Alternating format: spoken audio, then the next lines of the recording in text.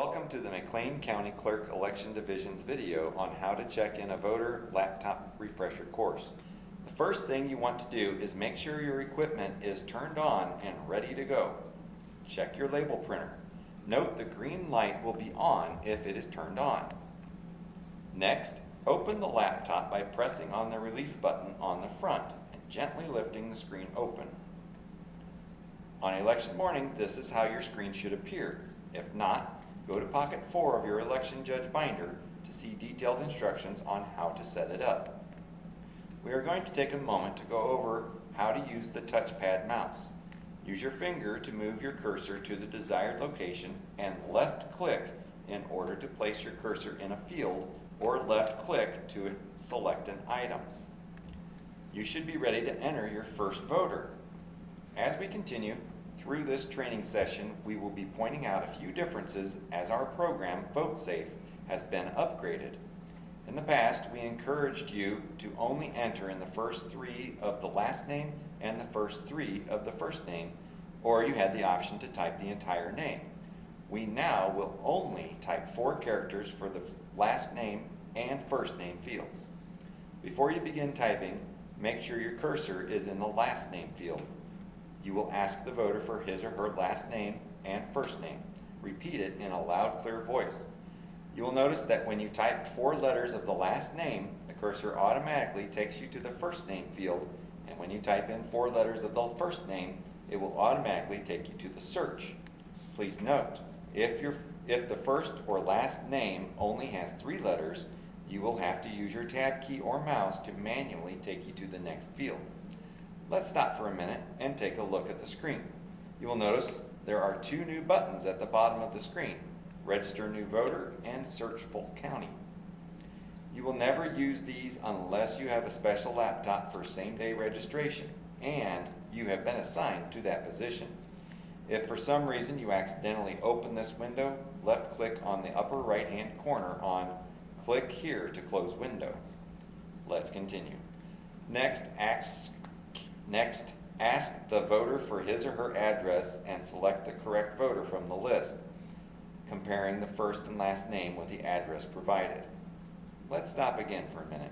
You will notice a new button on the right side of the screen, Registration Correction. You will never use this unless you have a special laptop for the same day registration and you have been assigned to that position. If for some reason you accidentally open this window, left click on the upper right hand corner on Click Here to close window. You will then select a party ballot under Select the Party in the drop down menu. Some precincts have a Democratic, Republican, and nonpartisan ballot. If your precinct has a nonpartisan option, the voter will only be able to vote on the referenda, and there are no candidates on the nonpartisan ballot. To do this, click on the arrow. Now select how they would like to vote: by paper or electronic ballot. If your voter wants to vote by paper ballot, select paper. Only 1 voter label will be printed instead of the 2 that used to print. But put the label in the next numbered sequence in your label binder and have the voter sign the label. Notice the newly designed label sheet. Once you have compared the voter's signature, you initial the space on the label sheet under the number of voter and click on Continue. Your screen will now take you back to the voter lookup screen and you will see Voter Checked In. If the voter selected a paper ballot, direct them to the next station and inform the judge in a loud, clear voice which ballot style, number, and party they requested. If the voter wished to vote by electronic ballot on the touchscreen, select Electronic. Only 1 voter label will print instead of the 2 that used to print. Put the label in the next numbered sequence in your label binder and have the voter sign the label.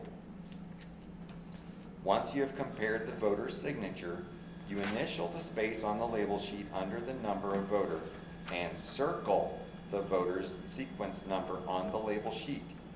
This is so when you track your numbers, if your count is off, you know who voted electronically and who voted paper. Next, click on Continue. Now you need to program the ballot on the voter access card. The VC Programmer voter card entry screen should have automatically come up. If it did not, check the VC Programmer icon at the bottom of the screen with the 3 blocks. It will most likely be orange, and all you have to do is click on it to bring up the window. When you insert the voter card into the programmer, it will say Unvoted Card. Click Create Card.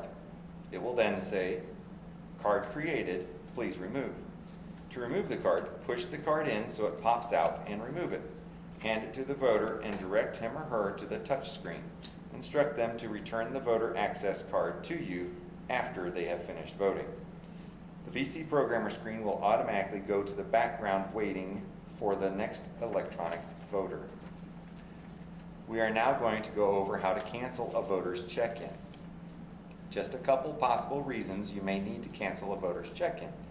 If they want to change from electronic to paper or vice versa, or they want to change the party they selected. If it is a paper ballot, they will have to spoil it at Station 3 first. Then you can cancel their check-in and redo it. Click on the voter's name if it is still available at the top of the screen where it states the voter is checked in.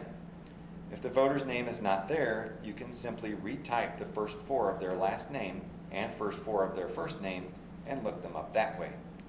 Once you click on the correct voter, you can select the Cancel Check-in button and redo the voter's check-in. Make sure to put their new label on top of the original label. Otherwise, your hourly count will be off. Here is also where you can reprint the label if you need to for some reason.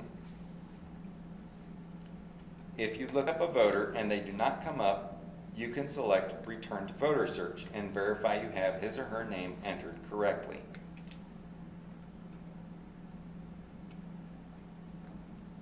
If the voter still does not come up, try searching by their address or birthday.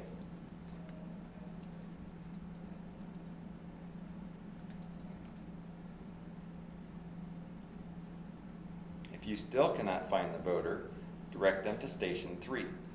If a voter comes up and they are in the wrong precinct, you will not be able to select any ballot options for them, and it will tell you on the bottom right side where to direct the voter to.